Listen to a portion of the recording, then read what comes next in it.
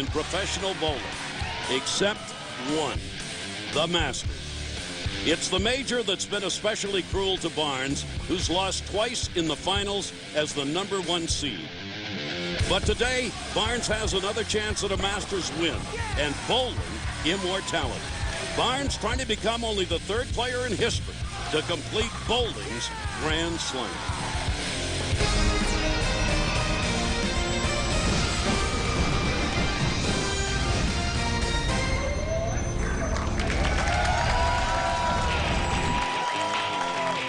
And we welcome you to the 2012 Alka-Seltzer Liquid Gels USBC Masters.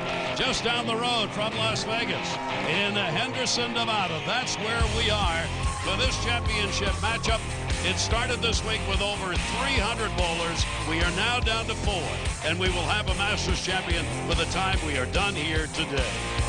With Randy Peterson, I'm Gary Thorne. Welcome, everybody, and delighted to have you with us. Not only will there be a champion in this match today, but we're also going to see maybe a little bowling history made here. You're right. Speaking of history, welcome to the PBA family, Gary. It's an honor to be working side by side with you. But you're right.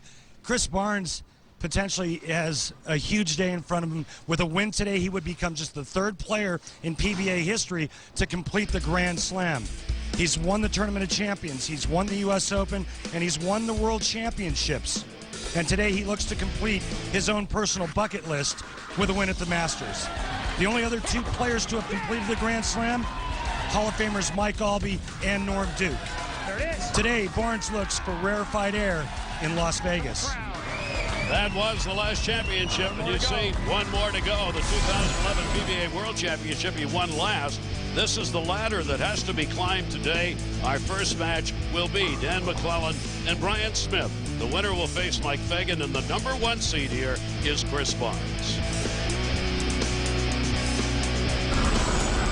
The #4 seed owns 8 PBA regional titles and is the 2003 USBC Masters champion. From Roseburg, Oregon, Bryon Smith.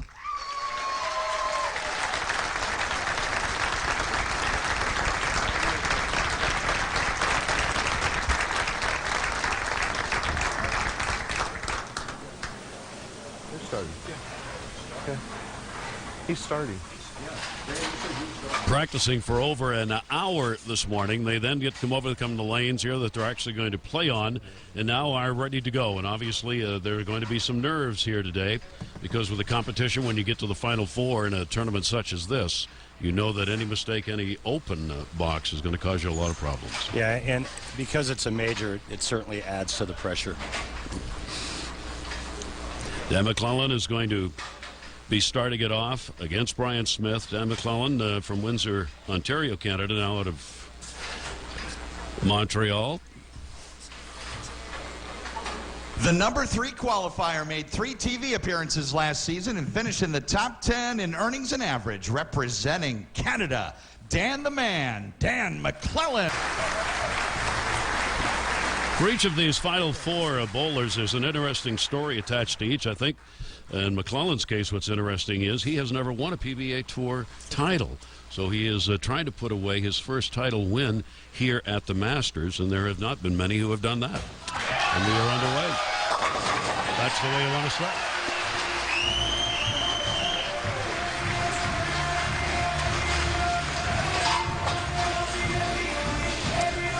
Hey, Gary, Dan Maclelland really made a name for himself at last year's World Series of Bowling, and I predicted then great things for that young man, and I'm just glad he's making me look good. If he moves on up the ladder, it'll look real good.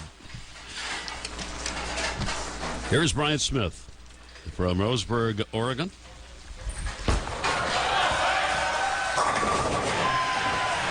Right on the button.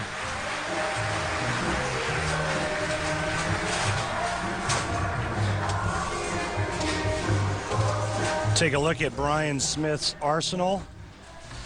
He's going with a crossroad. It's a middle of the road for him in terms of strength, and you're talking equipment. What's interesting is this is the former Masters winner, but is now just part-time on the tour, as he's back home running a bowling alley, and he won the Masters in 2003, and now is trying to repeat. That also has not been done very often. Keeps doing that, he'll have another. Yeah, I remember that day vividly when Bryon Smith won his first ever career title, the 2003 Masters. And, boy, it was just a wonderful, wonderful day. And I know it was obviously a big deal for Bryon Smith. On television. Reno, Nevada was the site in 2003 when he put that one away. You can see Walter Ray Williams, the man who had to watch. And they are on to start here as Maclelland's got another strike. Big deal to beat Walter Ray Williams Jr., bigger deal to do it at a major. We will note early how far to the side these bowlers are going here on these lanes. And take a look at the arsenal here for Dan Maclelland. Take time. Come on. Dan's going with the strongest piece of equipment in his arsenal. And it's interesting because he has a lot more hand, a higher rev rate than Bryon Smith, but he's going with a stronger ball. Yeah. Boy, they got the perfect break point for both of these bowlers to start. All strikes. And Chris Barnes predicted last night when he spoke with us, Gary, that the scores are going to be fairly high, and so far it's holding true. And that just keeps the pressure on. 9th TV final appearance. First one coming in 04 in the Tucson Open for Bryon Smith. Since 04 for him, it's the last time on TV. Wow. I mean, they have really found the grooves. Well, you know, you alluded to it earlier about the practice that the players got. They got a half-hour practice before starting. And I think the USBC did a great job with this oil pattern. We'll get into that in just a few minutes. But the players are playing farther right than we've seen in a long time, and that's due to the oil pattern that was chosen for this event. All the players are playing in the same area. So when you throw enough bowling balls in the same spot, guess what happens? You start to create friction, and friction is a professional bowler's best friend, especially to the right. That ought to come early, right? Because everybody's going in the same direction here. Absolutely. So now it's just a matter of staying ahead of the transition. Bryon Smith after another X. Not this time in a tough split. Slow. 4, 6, 7, 10 here. This will be tough. Here's the oil pattern we were talking about. And again, kudos to the USBC. This is just a great oil pattern, 40 feet in length. And you see Bryon trying to attempt to convert the Big Four, which has only been converted once on television by Walter Ray Williams Jr., of course. But again, getting back to the oil pattern, you know, we're used to seeing the players play third, fourth, fifth arrow every week. Mm-hmm. This is old school. This is, you know, you see the players out around first arrow. I mean, I get excited. It's like back in my day. Bring that ball back in. All right, here's a great chance now for Maclelland with that open frame.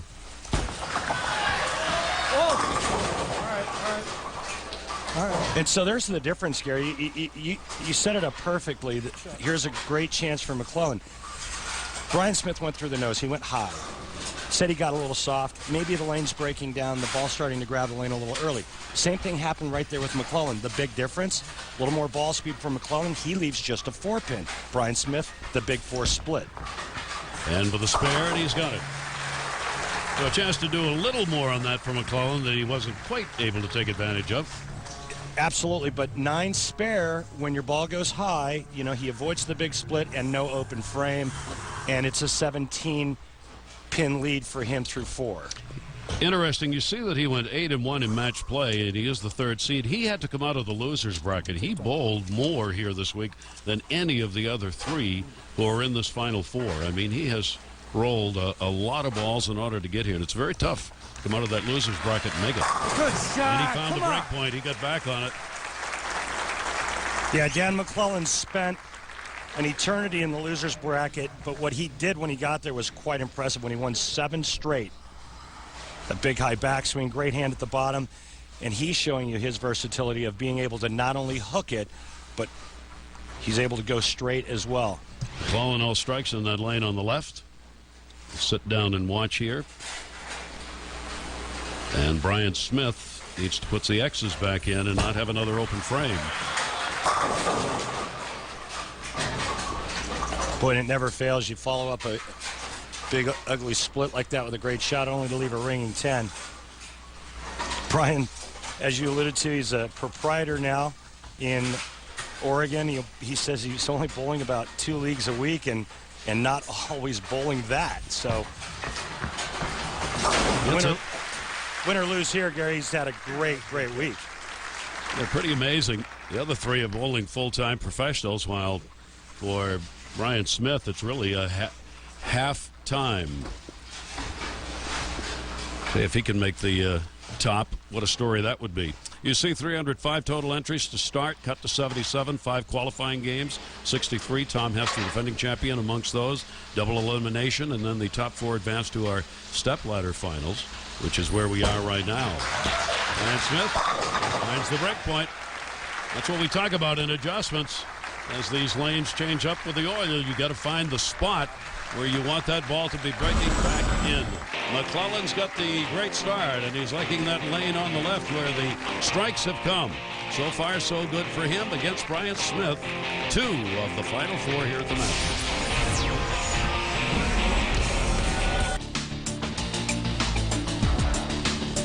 Absolutely beautiful day here in the ever popular Las Vegas, and just down the road, a suburb not very far from the center of the Strip, Sunset Station here in Henderson, Nevada. We are at the strike zone, which is where the Masters is taking place, and that's the trophy that our 4 bowlers are after as we welcome you back, and a good start for the 3 and 4. And what a traumatic last few years it has been for Bryon Smith. You talk about emotion. Listen to him as we talked with him yesterday. Life's crazy, man. But, sorry, take time.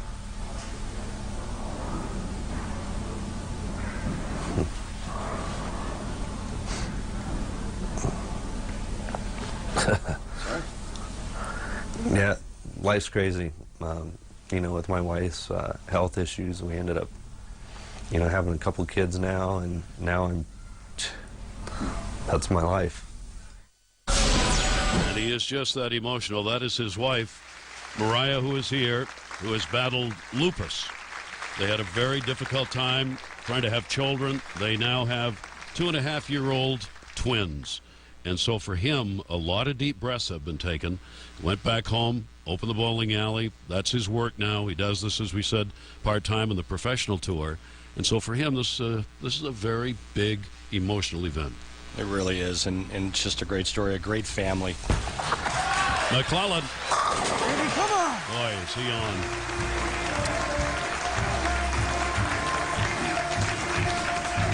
Remember I said earlier about this Dan Maclelland guy, and I expected... You're going to keep saying that, aren't you? Well, you know, I have to beat that dead horse. I asked, we asked him last night, Dan, what do you need to do to get over the hump? Because he has yet to win a match on television. He said, he says, I respect all the players out here. He says, but I fear none. He thinks that he showed them a little too much respect at last year's World Series of Bowling. He says, you know what, it's time for them to start thinking about Dan Maclelland. And he means it.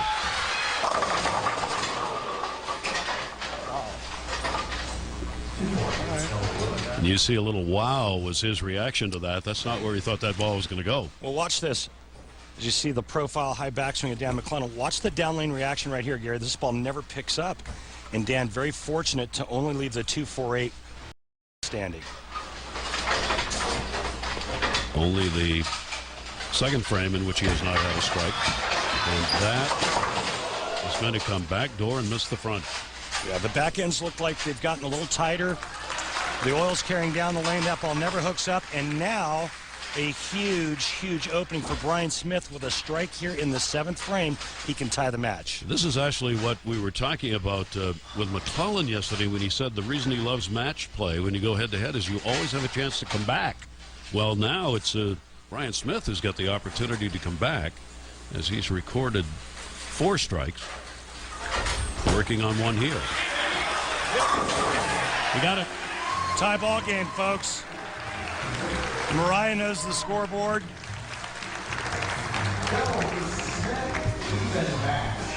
Another strike here in the 8th frame. He takes the lead by 10, but Bryon Smith, even though he's not a full-time player anymore, he was a full-time player on this tour for a long time. Great player.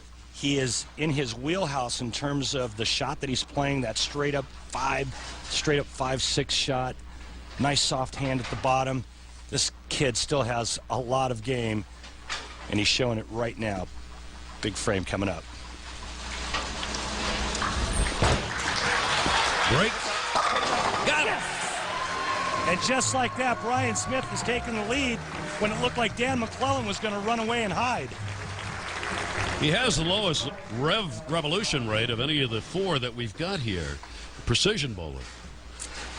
Well, definitely. I mean, he's not going to cross the same amount of boards as a Dan Maclelland, as a Mike Fagan, as a Chris Barnes. But on this hole pattern, you don't have to.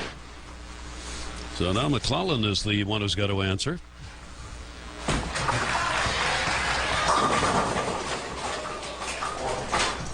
A little too much of the head pin. All of a sudden, you're Where like, to go? Yeah, what happened? What happened to Dan's reaction?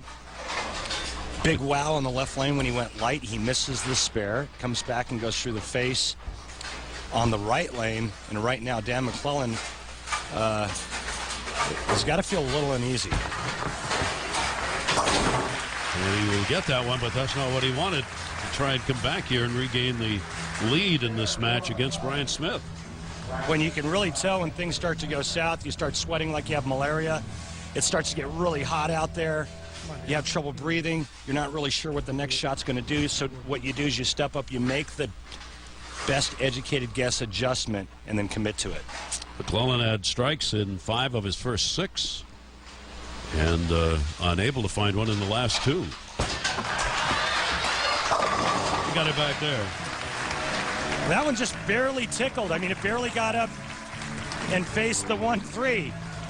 Let's see if Bryon Smith can seal the deal here, close him out in the 9th and 10th frame.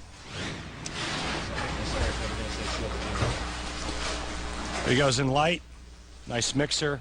Bryon Smith can strike out and shoot 252. The best Dan Maclelland can shoot 232. A chance for the number 4 seed to take this first match. He liked it. How about that? Yeah, he just gave it the holding sign because he pulled it dead left out of his hand. I guarantee you when he let go of it, he was thinking, oh no, not another big 4. Now, a strike here, first ball in the 10th frame, and good count. Bryon Smith's going to advance and take on Mike Fagan. Bryon Smith told us yesterday, said one of the reasons he's back doing the competitive bowling along with running his own lanes is I'm enjoying bowling again. I've gotten my life settled down a little bit so I can come out here and just enjoy bowling. And that seems to be what he's doing here today. His wife watching, a chance to advance. Yes, sir! How about that?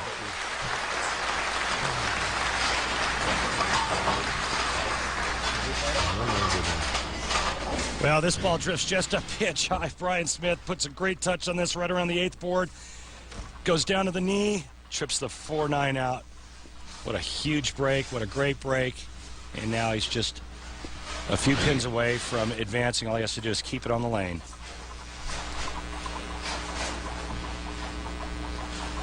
His hair is standing up more than when he started. And to stand up more if he gets one here. Oh, yeah. Congratulations to Bryon Smith, who's going to advance over Dan Maclelland. He started in this match behind as Maclelland came out along with Smith. The strikes in the first 3, and then for Smith, 4 and 5, left it open, but he came back and has gotten it done.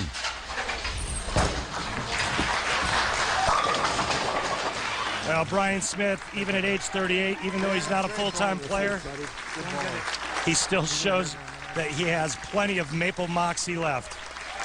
There have been only 7 who have had multiple Masters wins. Bryon Smith's giving himself a chance winning this first match.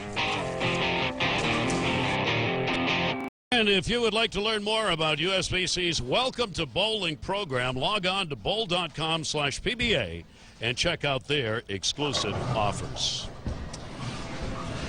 A bit ironic that it would be Dan Maclelland who told us yesterday, I love match play because there's always an opportunity to come back, and it was Bryon Smith against him who had the comeback in our first match. Yeah, halfway through that match, it looked like Dan Maclelland was going to run over Bryon Smith, especially after the big four that Bryon left in the fourth frame.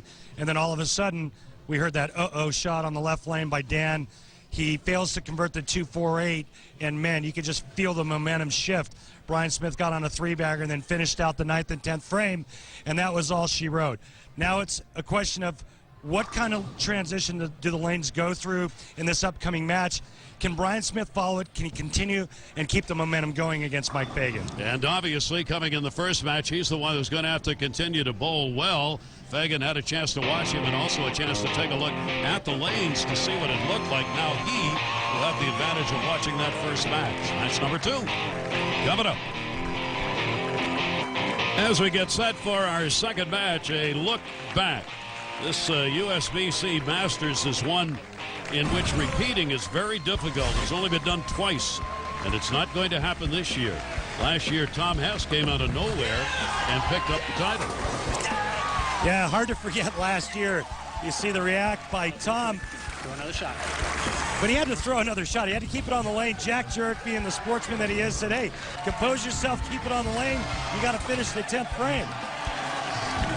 So Tom Hess came to defend here at the Masters this year, but obviously did not make it to the last 4, but he is still here, the defending champion, watching the matches that are taking place here today.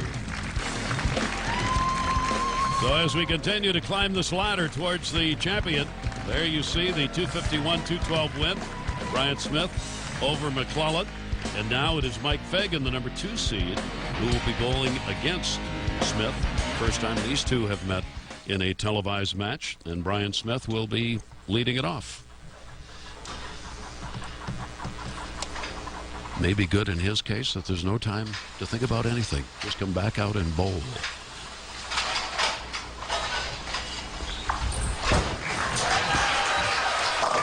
And he starts it out again with a strike.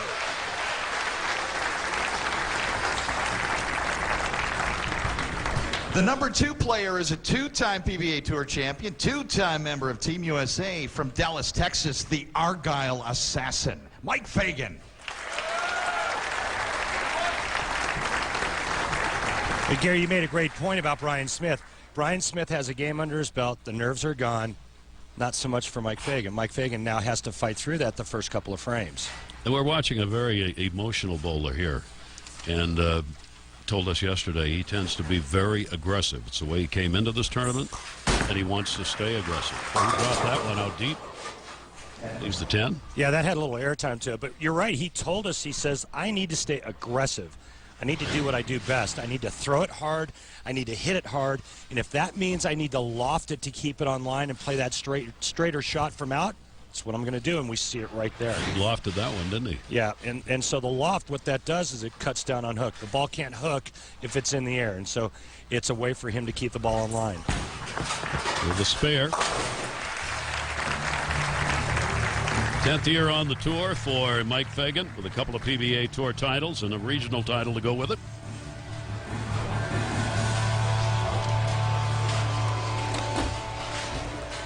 What song was that? Throwing the 716T. Just the top ball. It's very strong, obviously, by the hook rating.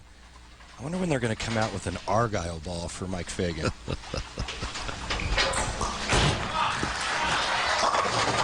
Really coming from that gutter side. And if they do come out with an Argyle ball, Gary Thorne is my witness. I said it here first, and I expect some type of royalty. You're just in for all kinds of platitudes and rewards here today, aren't you? That's what I do, Gary. I understand. May have had a little air on that, but that's what he said he was going to do. I'm going to stay with my game.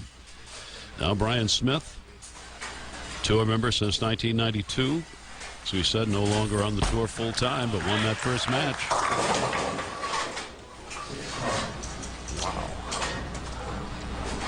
At a 6-10. Well, the 6-10 is okay when the 4-7's with it. Not okay. Bryon Smith not expecting that ball to go high. So the next time on that lane, he will make an adjustment. And you hear players say, wow, it's usually a, hey, I threw that good. Wasn't quite expecting that reaction. So then there's an adjustment. When you hear a, oh gosh, that was awful, that means they threw it bad. I mean, they're pretty good at letting you know, for the most part. And most of them are pretty honest with the descriptions of each shot.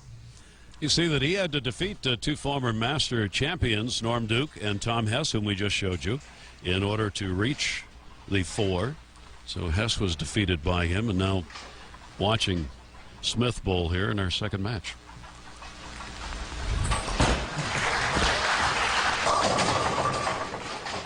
And again, not finding that break point right where he wants it to be, and again off on that.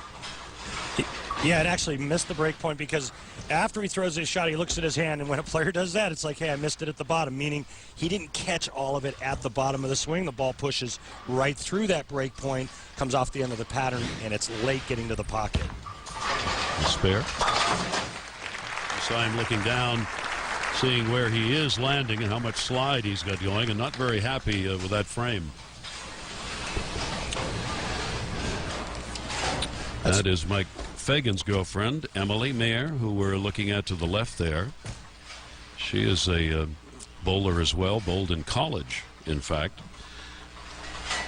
as did Fagan, who went to St. John's University. She's also the IBC Youth Program Manager for USBC. Here is Mike Fagan.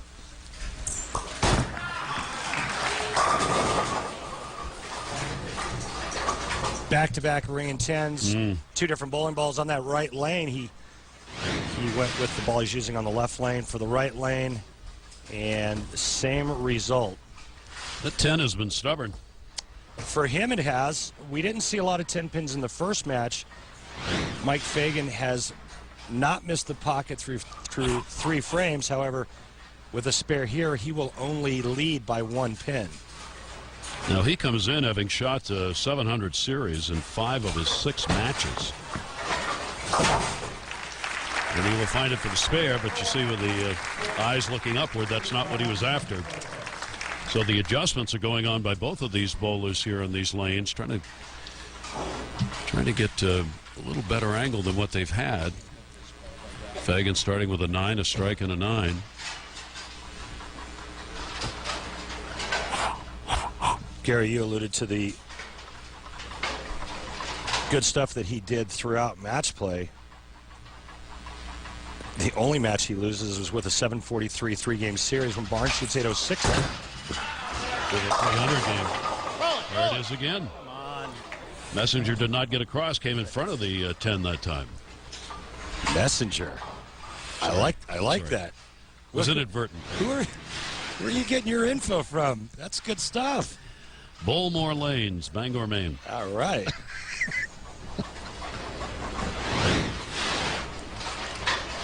This is not a particularly happy bowler right now. Yeah, like I said, 4 balls in the pocket, 1 strike to show for it. You know, when your carry percentage is 25%, that's usually not a good thing.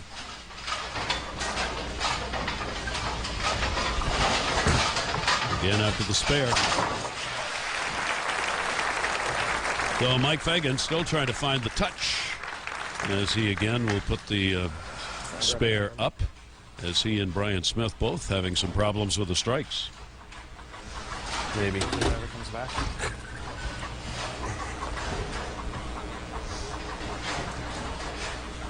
Adjust as this oil pattern affects the bowlers, and it was laid down before the first match, and that's it.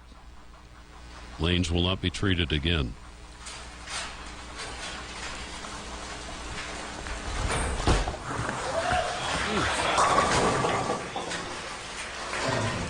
Well, 7 on one side, 10 on the other. Yeah, and that's the second shot in a row that Bryon has had issues with the approach.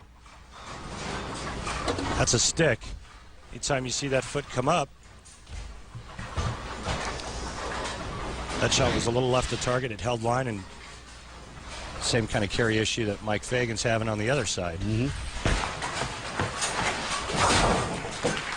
So he will get it for the spare, but for both bowlers, struggle goes on. Today, ABC and ESPN will bring you 2 NBA games. It'll start with Kia NBA Countdown at 3 Eastern on ABC. 3:30 Eastern, ABC, Derrick Rose, the Bulls against LeBron and the Heat. Rematch of last year's Eastern Conference Finals. ESPN 6:30 Eastern, Tony Parker, the Spurs visit Lamar Odom and the Dallas Mavericks. NBA on ABC and ESPN today.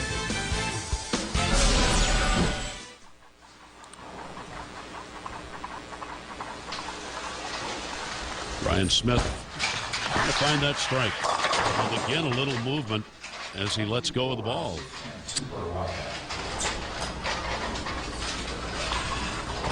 Bryan's going to need to make a big adjustment now, and it may be a ball change or feet and target, but this ball never hooks. 5 count washout, 1, 2, 4, 6, 10. See if he can do it. Nope. So he'll open that one. This is turned into a real struggle, unlike the first match where Smith was able to find the strikes and generally stay with it. Both he and Mike Fagan now are really struggling to find the strikes. These two have met. Yeah, and you see that Michael Fagan just absolutely dominated that match. 777 against Bryan 685, but the good news for Mike Fagan is he has hit the pocket every shot. Even though he's only struck once, Bryan Smith has only hit the pocket twice in this match.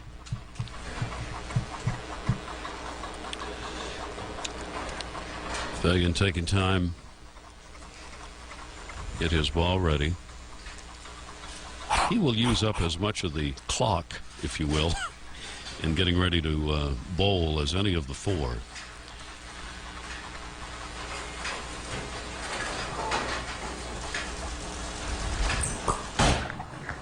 Fagan lands it hard, but he gets it.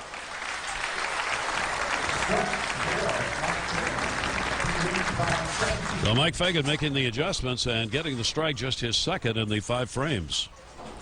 So a bowling shoe on his left foot, tennis shoe on his right foot, all rubber on that right sole so he can push off and get into that slide.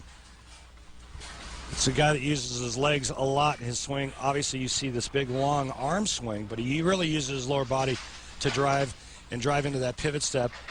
Lots of traction on that right foot, the step before the slide, so he can really get in and post that shot. Fagan working on the strike. 10 again. You know, we talked about Mike saying that, hey, I need to stay aggressive. I need to do what I do best. Don't hold back. Watch this. Talking about a guy that's really getting after it, lofting it. Look at him getting up on his tippy toe on that slide foot. You don't see that a lot. Last time the one bowler I remember doing that a lot of is Jason Couch. Jason used to really get up on his slide step, his right foot, Jason being left-handed. Jason Couch, top 10 in all-time career money. Great player. So a little couch there I see him taking. He will get that. So both of these bowlers shaking their heads. Fagan with 2 strikes. Bryan Smith has only 1. However, Fagan's been able to hit the spares while Smith will be cutting off and open box. So both of these are trying to find the adjustments here to win this match and move into the final here at the Masters. Excuse me. Fagan successfully defended his Cheetah Open title, and the only place you could see it was live on Extra Frame, PBA's online video subscription service. PBA has scheduled 3 more Extra Frame only events this season, so don't miss out on your chance to catch all the action. Monthly and yearly subscriptions are available via the Extra Frame link at PBA.com. Gary, my gift to you, an Extra Frame subscription, so you can be up to date. Unbelievable that you would on all do the that. stuff that's going on. Our very first meeting. Wow. Yeah. Thank you, Randy. You're welcome. Appreciate that. On we go. 2 bowlers trying to find their way.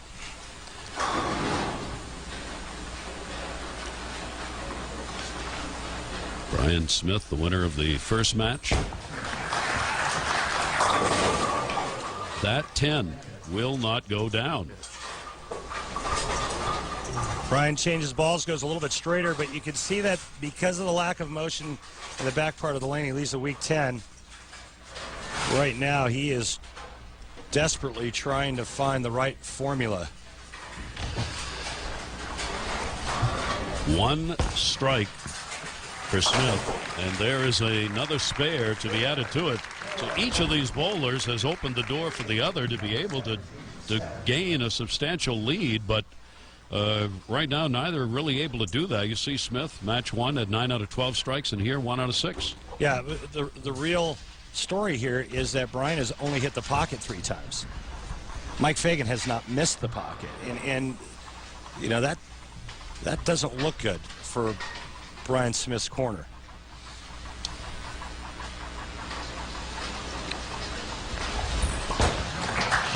Smith, adjustment. I think there's cement on the bottom of the 10. Yeah, it's just that ball change gives him a more consistent look to the pocket. It's just a little soft entering the 1-3, and that's why the 10 pin is still standing. So again, unable to find the strike, and you can just see by the head movements he's making how tough it is for him to get where he wants to be. Well, the old pattern's broken down in such a way that it's forced Bryon to move in a little bit.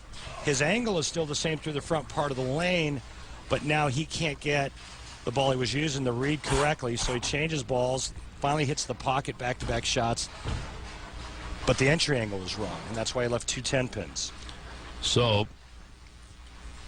as Smith sits and watches for Mike Fagan, another opportunity to really jump out here in this match. Looking on the spare and didn't like the field.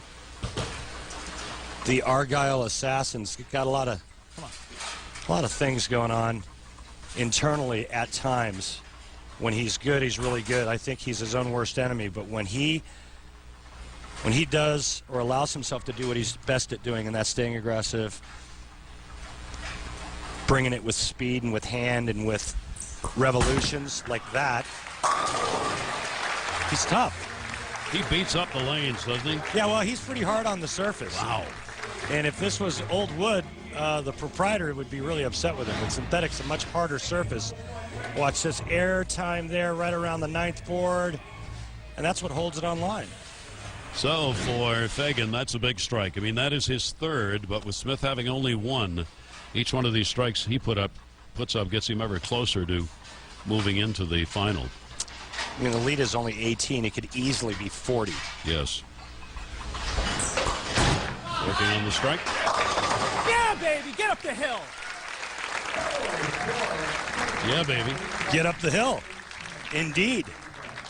Well, he said he was not going to change his style, regardless of what happened on the lanes, that he was going to bowl here his aggressive way, and he's done that. Well, I think what's really brought Mike Fagan's name into the limelight is the fact that he's become a more versatile player, and we see that right now with to be a guy that just hooked it from side to side. He's got the whole package now.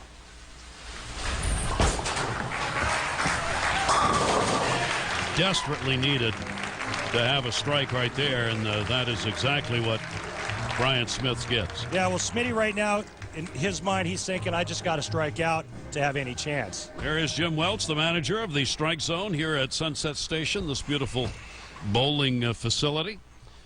Been great hosts and done a great job here in preparing the lanes for this Masters, our USBC Masters 2012. And now obviously needs another. Just cannot afford to fall any further behind Fagan. Bryon Smith working on the strike. Bad. 2-8, you heard him say bad. Yeah, and he also said his tricky lane. Bryon Smith is his Masters run is all but over now. If he converts the 2-8, the best he will be able to shoot is 191. Mike Fagan's already in the 200s. does convert it, but knows what came before will cost him here in his second match of the day.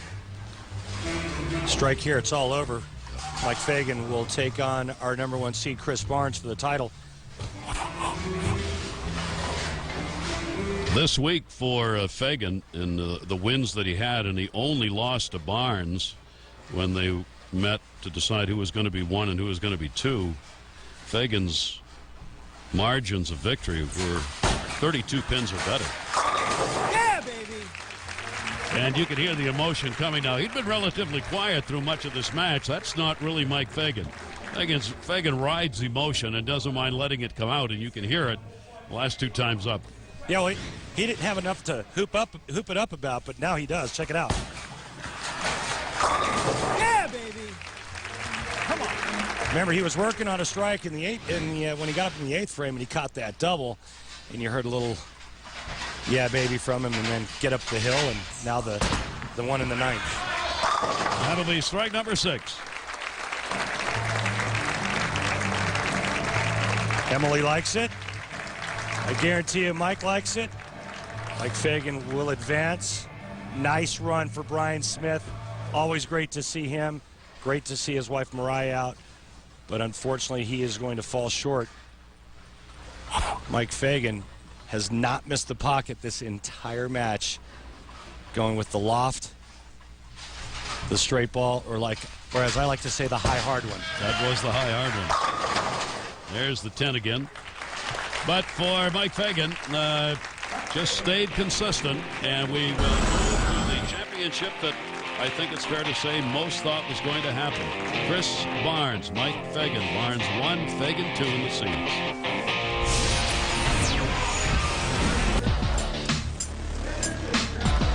For Vegas, do you ever think of it in the daytime? Never. Never. It's always at night, and why shouldn't it be? It is so beautiful. The lights of Vegas, and we are just down the street. And so there is our last match, and we take a look at the numbers put up as predicted by our erstwhile analyst. Fagan was going to find the pocket, and as long as he continued to do so, he'd win, and he did. And our GEICO Championship recap. Gary, did I see your room at the top of the win? Yes, you did. I think that was you. Yeah, that was pretty awesome. Listen, match number 1 was all about Bryon Smith turning it around after the 4th frame when he left the big 4. Well, he finished strong with a 6-bagger and took down Dan Maclelland. Then in our second match, Bryon moved on to face the Argyle Assassin. Bryon Smith had trouble getting lined up. Mike Fagan closes with a 4-bagger, especially the 2 big strikes in the 9th and 10th frame to seal the deal. And that will set up our championship. Gary Thorne with Randy Peterson, and this is what the numbers predicted and what I think you and most everybody else following thought we were going to have. It would be Fagan and Barnes in the final. Well, these 2 players dominated this event. But I got to be honest, Chris Barnes really looked like the class of the field the entire week, especially in match play. He was so dominant. And in the match, to determine the 1 and 2 seed that we've been talking about throughout the telecast, Chris Barnes shoots .806 in a 300 game against Mike Fagan. That has to stay in the mind of Mike Fagan. He has not forgotten that. I mean, it only happened a couple of days ago. Chris Barnes hasn't forgotten it either. This is Chris Barnes' tournament to lose. I mean, if he stays out of his own way and he does what he does best, which is throw a lot of strikes, he's such a great strategist. This, on paper, looks like Chris Barnes' tournament. All right, let's take a look at our Alka-Seltzer keys to victory here, starting with Mike Fagan. Fagan's got to do what he's been doing the entire last match, and that's stay aggressive. We saw him lofting it. We saw him going with a lot of speed. That's what he's been lacking, admittedly, to us in previous telecasts. Go out and do what he's got to go out and do what he does, and that's launch it and stay aggressive. For Chris Barnes, well, it's simple. He's got to exercise the TV demons. What he did last year when he won the World Championships, man, that really started to erase the TV woes for him. But you know, people still wondering, are they still there? We'll find out. And remember, he is after the Grand Slam, winning all 4 of the prestigious PBA tournaments. That's what he's trying to do. Only Mike Albee and Norm Duke have ever done that. Barnes now has the chance to join them.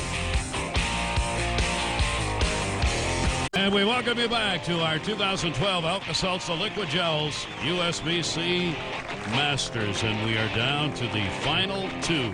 Chris Barnes, who has watched the first 2 matches, the number 1 seed in that blue shirt, and Mike Fagan, who you saw win in that last match, and trying to join some pretty elite company is Chris Barnes. Yeah, and when you think of Mike Albee, you think of a guy who won a lot of majors, especially this event.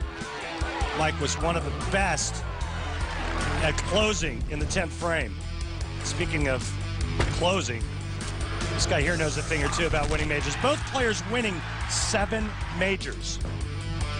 So those are the only 2 who have come away with the Grand Slam. And look who was there when Norm won. Synergy, right? Synergy. Yeah. There he is. The tournament leader owns 13 PBA Tour titles, including the 3 majors of the Triple Crown. Former PBA Player of the Year from Double Oak, Texas, Chris Barnes.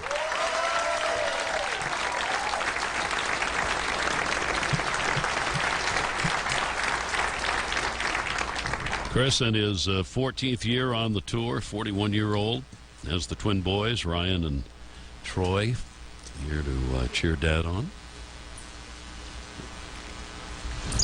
Rolls his first ball. Way to start.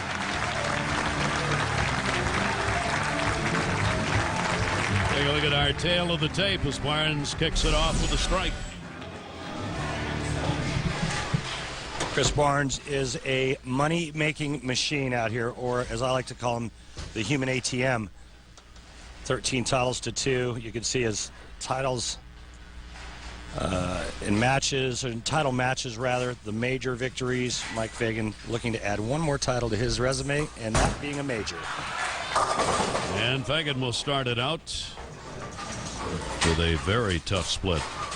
And not a good way to start. And what's interesting is Chris Barnes is your top seed, gets choice of starting lane. Chris Barnes chose to start this match, which means he'll finish on the right lane. Fagan out of the gate looking at a 6-7-10 split, and a potential open frame to start.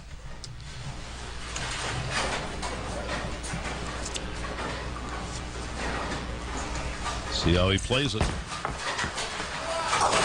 Did not kick it over far enough and will leave at 7 standing. So that really puts the pressure on when you're in the final against Barnes, who starts it out with a strike, and you end up with a spare to begin.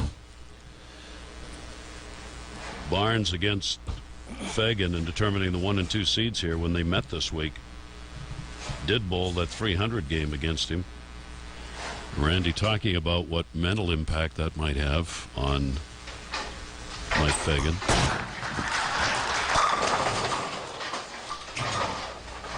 He's going to have the rules changed in the Professional Bowlers Tour that there is no more a number 10 pin. Yeah, he's just going to start bowling no tap. Yep. But the big thing for Mike, I think, is that, you know, he bowled 228 the last game, but it was all due to bad carry. I mean, he left 1, 2, 3, 4, 5 10 pins. He never missed the pocket and only shot 228. He opens early, comes back, has a pocket hit, only to leave another 10 pin. Yep. And when you're going up against a guy like Chris Barnes, who's been so dominant in this event, that's not a good sign for you. No. That's not something that's going to loosen you up anytime soon. And you saw him just throw the towel down over there as he went back to sit down. You see Barnes, what he did after qualifying, 228 average, 6-0 in the match play, 806, 743 against Fagan to earn the top seed. He's on. He's been on all week long, and nothing has changed. Previous Masters was in Reno. Barnes bowled well there, but yeah, he ran into arguably the greatest player of all time, Walter Ray. Happened to him again in 2010. This time, Walter Ray, what does he do? Well, He shoots 290 at Chris. Guy shoots 260, 290 at you. It's pretty tough to beat that. The good news for Chris Barnes today, Walter Ray's not here. And he said that yesterday. Started with 2 strikes. Hook! Cut your fingernail in it. That may open the door. If he misses this, if not, he still has a nice lead early on. And Mike Fagan, that early open frame, still looking for his first strike. You heard Chris say hook. And then a comment about not really catching it. Put the body English on as he went well to his right after he let that ball go, but it wasn't enough. I mean, this is a simple 2-4 spare.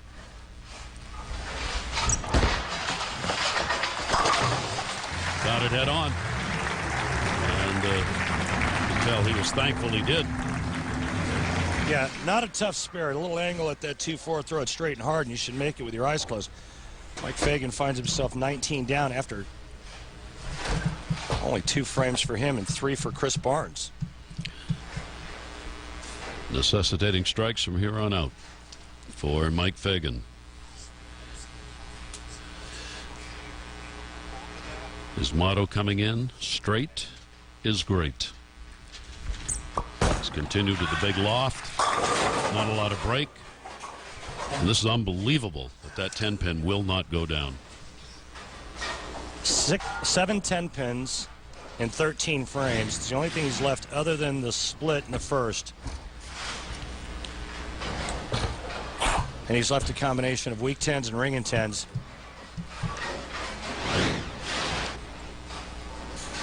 The wheels are definitely turning in that noggin. No, he comes back with yet another spare. On hand, Stu Upson, USBC Executive Director.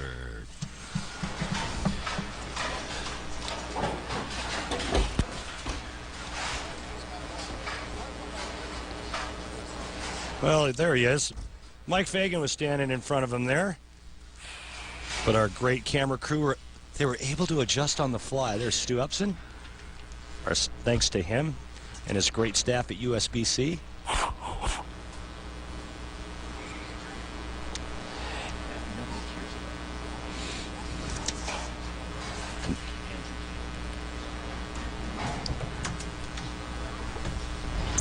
Fagan. Wow. Can we not move the camera every single shot? Can we just leave one? Not uncommon that matters going on around him bother him, especially when it's not going well. Yeah. He said, please do not move the camera more than once. Well, all of a sudden now, these little things are being noticed. You know what I mean? And that's the distractions that come with a player who gets frustrated. At least this time it was something different than a 10-pin when he hit the pocket. And Mike's got to find a way to just put all that aside, concentrate on figuring out a way to get his ball to face the pocket the right way and get all 10 to go down. Forget about everything else around him. Tall task, but he's more than capable of pulling it off. Chris Barnes does not want to give him the opening. Started with 2 strikes. Then the spare off an 8. Oh! Oh! And he knew he was a little bit high on that. He didn't think he was going to get that done, but it worked for him. Take a look at the Fast Safe Pain Relief Replay brought to you by the makers of Bayer Advanced Aspirin. He's not happy. He's not happy. He's happy. He was really surprised, having caught so much of that head pin, that he was able to come away with the strike on that. Trip 4 is right-hander's best friend. 3 strikes. Come on! Yes! 4. Yes! Right there. Take advantage of that stuff. Well, he's a great strategist. We've talked about it before. It's part of the reason why he's had so much success in the Masters event. But now he's showing you that he can also be a good closer, taking advantage of the fact that Michael Fagan has yet to throw a strike. It's amazing as Fagan goes into the 5th frame.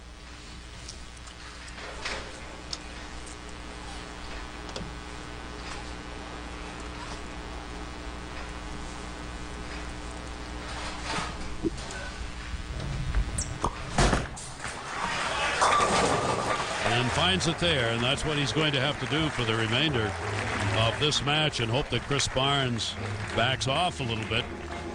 Well, that's the thing. I mean, you have to start striking to put pressure back on your opponent. If Mike Fagan doesn't double up in the fifth and sixth frame, his opponent's on cruise control. If Mike were to strike here in the sixth, that sends a message to his opponent, hey, listen, it's not over yet.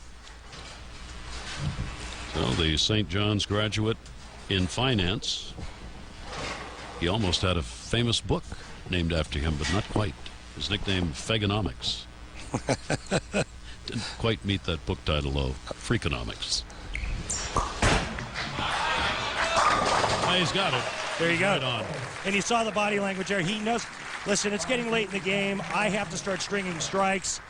And to have any chance, I got to get the 10-pin out, and he did it just then. Executed perfectly. The 6 gets into the 10 and takes it out late. Now, Chris Barnes, working on a double, can increase his lead to 31. 4 strikes in the 5 frames for Chris Barnes.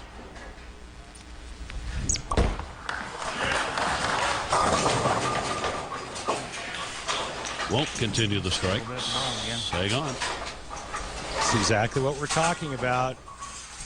Chris leaves a 2-pin, doesn't increase the lead. Michael Fagan working on a double.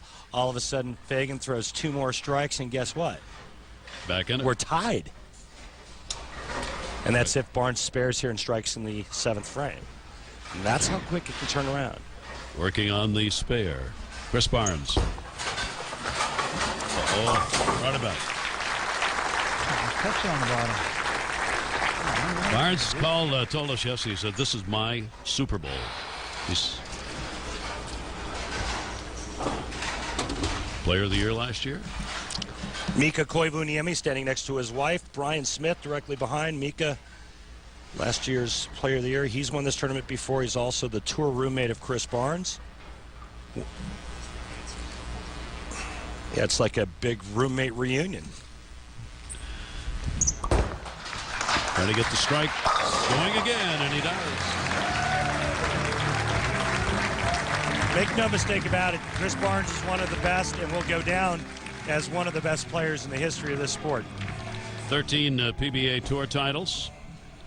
We showed you, finished second twice in the Masters, now trying to win it and become the 3rd player to win the Grand Slam of the 4 prestigious tournaments. And right now on top. Fagan's had 2 strikes in the last 2 frames, and he's really got to finish up that way if he intends to catch Barnes.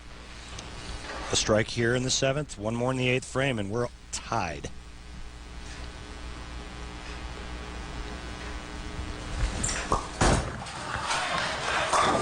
Yep. That's big. The next strike's going to be even bigger, though.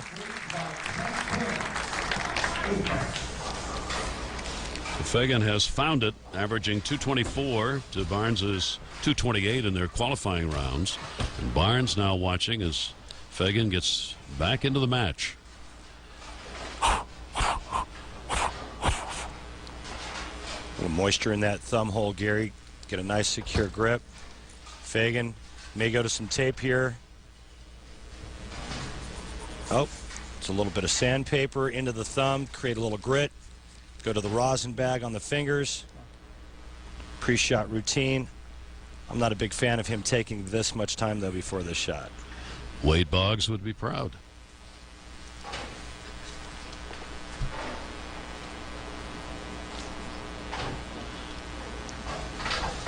Come on, Michael. Talking to himself. Yeah, and there's the balk, too. Again, he's got some nice momentum going. The three bagger. Look how much time he's taking in between these shots. A lot can really creep into your mind. Remember the old saying, paralysis by overanalysis. I remember that saying. Hey, he did not freeze. I got to tell you, that's pretty impressive. It's a lot of time to think about one roll. Exactly. There was a lot of stuff going on. So he's done what he needed to do, and that's 4 strikes in a row now for Fagan. Win today, he joins Altby and Duke as Grand Slam winners. But all of a sudden, it's even. Great finish.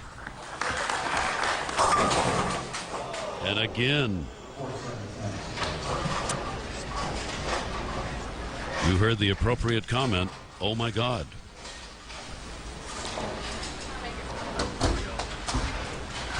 Well, he's in total disbelief. So am I, to be honest with you. Chris Barnes looked like he was absolutely locked in. Remember the last time on that lane, he went light. Or excuse me, went 4-pin the last time on that lane. This time he comes in high again. We'll leave it open. Whoa. Yes, indeed. And it couldn't happen at a worse time, Gary. Now it's 9th and 10th frame. Chris Barnes can strike out to shoot 223. Mike Fagan can strike out to shoot 247. But the door has swung wide open in the favor of Mike Fagan from one errant shot in the 8th frame by Chris Barnes. Top seeds, you see, 2-9 all time in the stepladder finals, which is what we are using here. Barnes has got to find one. There's the 10. Unbelievable how this match has completely swung from the first half belonging to Barnes, and the second half now belongs to Fagan. Well, we saw that in our first match with Bryon Smith and Dan Maclelland, but just when you thought that the demons were erased, Chris Barnes looked like he was on cruise control. He gets up in the 8th frame. A little pressure applied by Mike Fagan, and he came back with a 4-bagger to tie it up, and Barnes the big split in the 8th frame. Now, Michael Fagan has a chance to win his first ever major. All he has to do right now is step up in the 9th and 10th and finish this. 4 consecutive strikes after the first 4 frames in which there were none.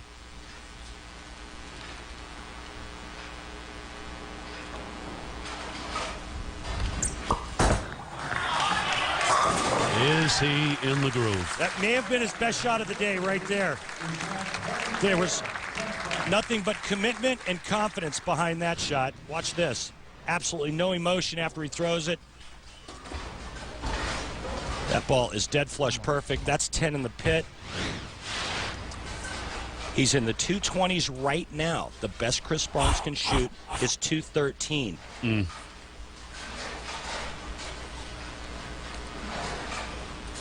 Amazing.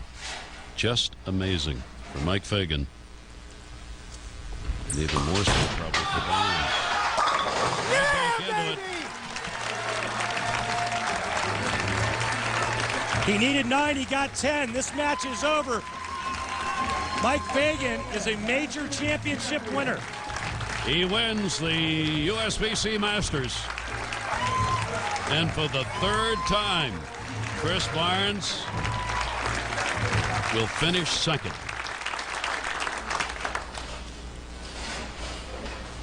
Third career tour title, first major, going to finish it up. And congratulations to Mike Fagan. Fagan with the comeback win in the final against Chris Barnes and a new Masters champion. You'll have a chance to chat with that champion, Mike Fagan. Kevin Durant. The Plus Liquid Gels USBC. Mike Fagan was down by as many as 31 pins after 5 frames. He wins at 246 to 213, and the winner is with Randy Peterson. Thanks, Gary. Michael, congratulations on winning your first ever major. Describe the feeling. Just relieved, you know. I mean, this week was really tough, and you know, I'm speechless, really. What did you think when Barnes got up and split in the 7th frame? I just said, let's just make 2 good ones, you know, and don't give him a chance, because I know what he's capable of, and I wanted the ball in my hand. Congratulations. Enjoy it. Thank you, Randy. Thank you very much. There's your champion. Mike Fagan with a tremendous comeback here in this final against Chris Barnes for our 2012 Alka-Seltzer Liquid Gels USBC Masters Championship, and one that he had to earn. Disappointed where I don't think he thought he was going to have that trophy in his hands. And our Masters on ESPN, the worldwide leader in sports. For Randy Peterson, I'm Gary Thorne. For all of our crew, adieu.